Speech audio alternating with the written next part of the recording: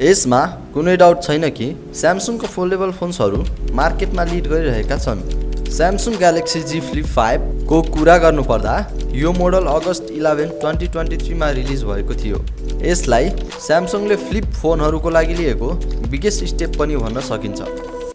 फोनको बाहिरी cover screen जुन पछिल्ला मोडल्सहरू भन्दा लार्ज छ र न्यू आउटर स्क्रिनको कारण फोनलाई ओपन नगरी एप्सहरू युज गर्न वा टेक्स्ट मेसेजेसहरू सेन्ड गर्न सकिन्छ।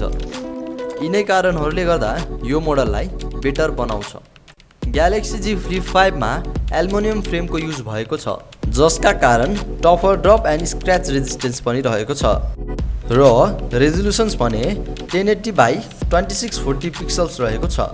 यसको प्रोसेसर सेकेन्ड जेनेरेसनको स्न्यापड्र्यागन 8 रहेको छ, जसको कारण ग्यालेक्सी Z Flip5 को पर्फर्मेन्स पनि बेटर छ।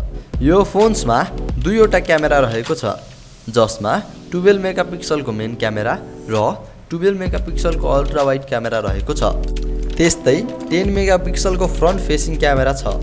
यो फोनले 4K क्वालिटीसम्ममा भिडियो रेकर्ड गर्न सक्छ। यसमा 3700 mAh को नन रिमुभेबल ब्याट्री रहेको छ र 25 वाटको वायर चार्जर तपाईले यसको मोडलसँग पाउनुहुनेछ।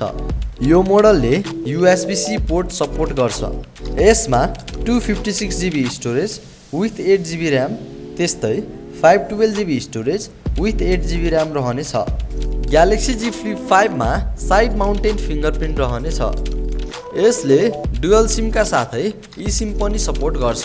यो फोनमा स्टोरेजलाई एक्सपान्ड गर्न मिल्दैन, यसै गरी यसमा हेडफोन ज्याक पनि रहेको छैन। हस् त, आजको भिडियोमा यति नै। आशा छ तपाईहरुलाई यो भिडियो मन पर्यो होला।